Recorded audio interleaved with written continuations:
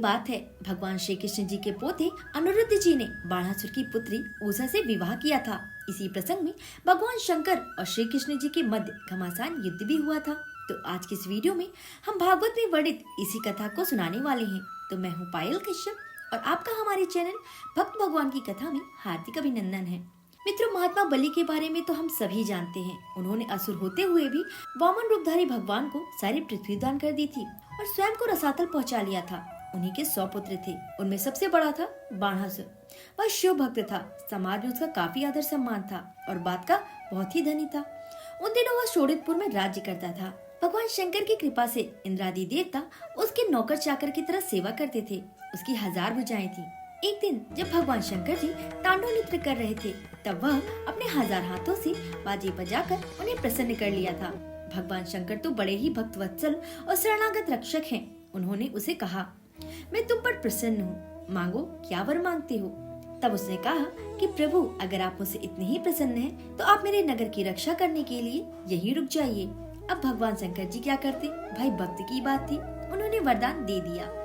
एक दिन वह भगवान शंकर से घमंड में चूर होकर कहता है, प्रभु, आपने मुझे 1000 भुजाएं दी हैं, परंतु यह मेरे लिए भार के समान ही है, क्योंकि आपके सिवा तो मुझे और कोई ऐसा वीर दिखता नहीं जो मेरी बराबरी कर सके या फिर मुझे युद्ध में हरा सके। तब शंकर जी को थोड़ा क्रोध आया और वो बोलते हैं, रे मूर्ख, बहुत जल्दी ही तुझे एक ऐसे वीर से सामना करना पड़ेगा जो तेरे बल और घमंड को चूर चूर कर देंगे और तेरी सारी भुजाओं को काटकर तुझे भुजाहीन कर देंगे।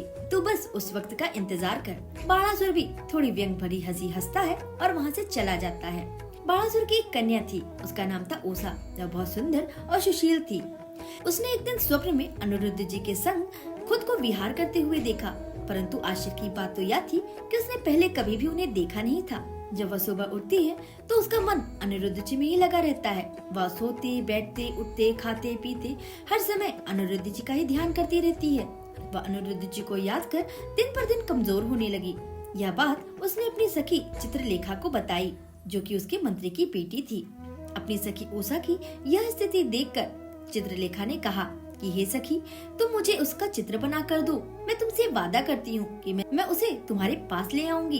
तब उषा ने वैसा ही किया। उसने हूबहू अनिरुद्ध जी का वैसा ही चित्र बना दिया जैसा उसने स्वप्न में देखा था। चित्रलेखा एक योगिनी थी। वह चित्र देखकर जान गई कि ये भगवान श्री कृष्ण जी के पोते हैं। फिर वह आकाश मार्ग द्वारा रात्रि में ही अनिरुद्ध जी के महल पहुंचकर उन्हें सोते ही हुए अपनी योग सिद्धि के प्रभाव से उन्हें उठा ले आई। यह देखकर उषा को अपनी खुशी का ठिकाना न रहा।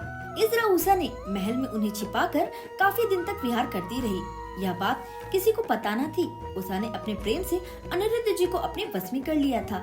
यहाँ तक कि अनिरुद्ध जी को यह भी नहीं पता चला कि उन्हें कितने दिन हो गए हैं। दोनों ही एक दूसरे के प्रेम में खोए रहते थे। इस तरह उषा का कुंवारापन पूरी तरीके से नष्ट हो चुका था। उसके शरीर के चिन्ह देखकर पहरेदारों ने समझ लिया कि इसके साथ किसी न किसी पुरुष का संबंध अवश्य है। वह खुश भी रहती है। यह बातें जाकर उन लोगों ने बाणासुर को बताया।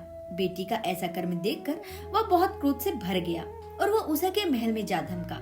वहाँ उसने अनिरुद्ध जी को बैठा हुआ पाया। यह देखकर बाणासुर के सैनिक उन पर वार पे वार करने लगे। अनिरुद्ध जी भी कम पराक्रमी नहीं थे। उन्होंने सबको खेल ही खेल में पराजित करके सबको धराशाही कर रहे थे। जब बाणासुर ने देखा कि यह हमारे सभी सैनिकों का संहार कर रहा है, तो वह क्रोध से और तिलमिला गया और नागपाश से अनिरुद्ध जी को बांध लिया। इस तरह 4 महीने बीत गए थे। उनके घर वाले उन्हें ढूंढ ढूंढ कर शोकाकुल हो रहे थे।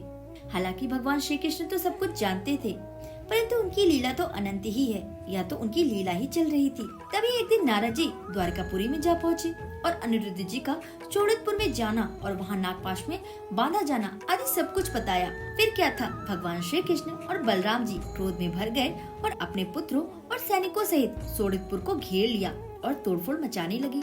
इधर बाणासुर भी अपने सैनिकों और भगवान शंकर के गढ़ों के साथ युद्ध के लिए तैयार हो गया। तभी श्री कृष्ण और शंकर जी का घमासान युद्ध प्रारंभ हो गया। दोनों ही बराबरी से अपनी अपनी शक्ति का प्रदर्शन कर रहे थे। तभी श्री कृष्ण ने जमरास्त्र अस्त्र छोड़ा, जिससे कि बार बार जमवाई आती है। शंकर जी इस अस्त्र से मोहित हो गए और बार बार जमवाई पे जमवाई लेने लगे। इस तरह कृष्ण जी उनसे छुट्टी पाकर बाणासुर से युद्ध करने लगे। तब श्री कृष्ण जी ने बाणासुर के सारे सैनिकों, हाथी, घोड़ों आदि को धराशायी करके बाणासुर को मारने के लिए आगे बढ़े। तभी एक कोटरा नाम की स्त्री, जो बाणासुर की धर्म माता थी, वह नंग धड़ंग होकर भगवान श्री कृष्ण जी के सामने आ गई, जिसे देखकर भगवान श्री कृष्ण ने अपनी दृष्टि दूसरी ओर कर ली। इसी मौके का फायदा उठाकर बाणासुर वहाँ से बच निकला। इधर भगवान शंकर फिर से होश आ गए और उन्होंने 3 सिर और 3 पैर वाला ज्वर श्री कृष्ण के ऊपर छोड़ दिया। श्री कृष्ण ने जब महेश ज्वर को अपनी ओर आते देखा, तब उन्होंने भी इधर से वैष्णव ज्वर छोड़ा। दोनों आपस में लड़ने लगे और अंत में वैष्णव ज्वर महेश्वर ज्वर को पीड़ित करने लगा।